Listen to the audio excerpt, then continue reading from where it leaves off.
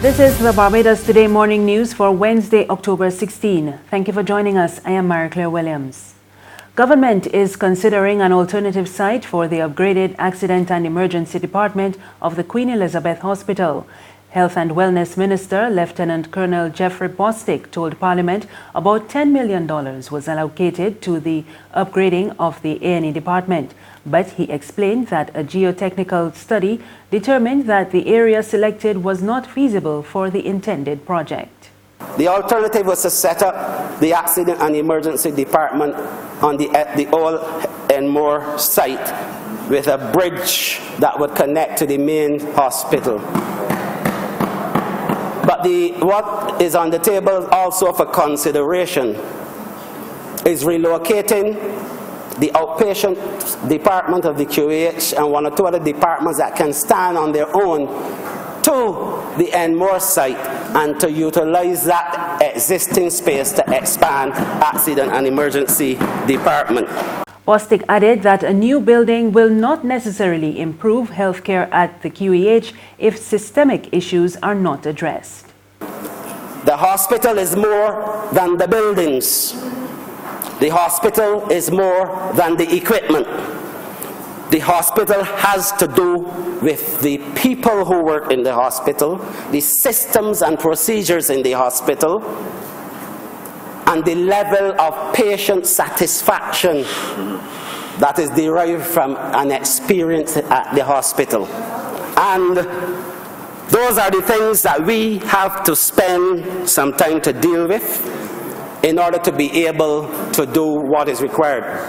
The International Monetary Fund is maintaining its prediction of a minus 0.1% economic growth for Barbados this year and a 0.6% growth next year. At the same time, the Washington-based institution says it expects a further slowdown in the global economy, and it warned that policymakers there is no room for mistakes, but there is an urgent need for policies that support economic growth. The new economic forecast is outlined in the IMF's October 2018 World Economic Outlook, which was released on Tuesday. The IMF predicts global growth of up to 3% at the end of this year, and that's down from the estimated 3.3% predicted back in April and 3.2% forecast in July. IMF's chief economist, Geeta Gopinath, says the world economy is in a synchronized slowdown. Growth continues to be weakened by rising trade barriers and growing geopolitical tensions. We estimate that the US-China trade tensions will cumulatively reduce the level of global GDP by 0.8% by 2020. Growth is also being weighed down by country-specific factors in several emerging market and developing economies, and also by structural forces such as low productivity growth and aging demographics in advanced economies. Now, we are projecting a modest recovery to 3.4% in 2020, another downward revision of 0.2% from our April projections. However, unlike the synchronized slowdown, this recovery is not broad-based and remains precarious. The Barbados Institute of Management and Productivity, BIMAP, will be adjusting its fees come January. The revelation from the chairman, John Rochford, who says the learning institution ran a small deficit last year. He added that fees are being raised all around, and it is therefore time that the institution revised its own. We certainly will have to look at some kind of increase in the fees because as it stands right now, there are a lot of increased expenditure to the institute, and therefore, we try at every possible turn to keep fees constant, but sometimes you have to say, well, we have to do a little increase to keep things going because expenditure is rising, and as you know, you have to get similar inflows to the outflows if you want to stay afloat. There's regional and international news after this short break. It's Festive Friday at the Bridgetown Night Market at Pelican Craft Center. Kick off the weekend this Friday from 4 p.m. to midnight with loads of food, drinks, and entertainment. Get ready for Crop Over with the Rhythm Roots Street Parade. Party like it's Kadooman Day on the street around Pelican Village with costume reveler, music, and more. It's Festive Friday. It's Festive Friday at the Bridgetown Night Market at Pelican Village Center from 4 p.m. to midnight. Admission free.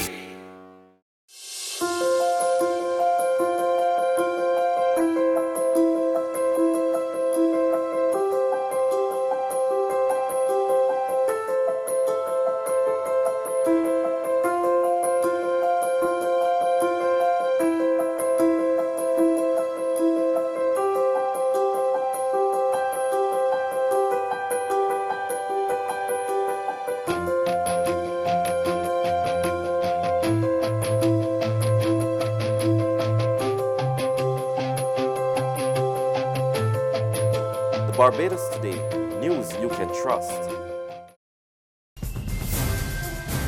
Thank you for staying with us. We're back now with news from the region.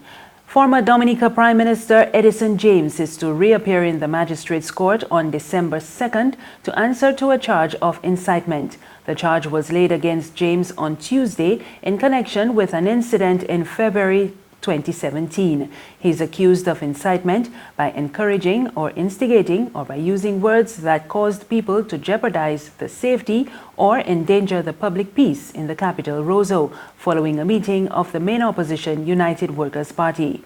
James joins opposition leader Lennox Linton and economist and former opposition legislator Dr. Thomson Fontaine, who have also been charged in connection with statements they allegedly made during that meeting. Linton appeared in court on Tuesday, and his matter has also been adjourned to December 2nd. Fontaine is out of the island and was therefore not present in court. On the international scene, Turkey has vowed to press ahead with its offensive in northern Syria despite U.S. sanctions and growing calls for it to stop. We get more in this Reuters report. Turkish-backed forces are fighting street by street inside the Syrian border town of Ras Al Ain. They're firing at Kurdish groups in a military offensive launched last week after the U.S. began withdrawing its troops from the region, effectively clearing the way for Turkey. Turkey is ramping up its assault, ignoring new U.S. sanctions and global outcry. The country's military strengthened its presence along the border with convoys on Tuesday. Meanwhile, the Syrian army and its ally Russia are taking advantage of the U.S. retreat. Convoys with Syrian and Russian flags entered the flashpoint city of Manbij on Tuesday. Some residents welcomed the advance and the return of government control by unfurling the Syrian flag. Russian officials said the Syrian army now controlled more than 385 square miles around the city. The U.S., whose troops were seen driving near Qamishli in Syria's far northeast on Tuesday, will send Vice President Mike Pence to meet with Turkish President Tayyip Erdogan on Thursday to urge a ceasefire. The visit comes as Trump attempts to punish Ankara just a week after he agreed to the U.S. pullout and effectively reversed 5 years of support for the Kurds. That's news this morning, but for the very latest, visit our website at www.barbadostoday.bb. You can also subscribe to our e-paper, email updates, and like us on Facebook, and sign up for our breaking news alerts via WhatsApp. We're also on Izumi Media in bus terminals and Screenplay at supermarkets and gas stations near you. You can also hear us on Mix 96.9 FM and Capital Media HD 99.3 FM. I am Marie Claire Williams. Good morning.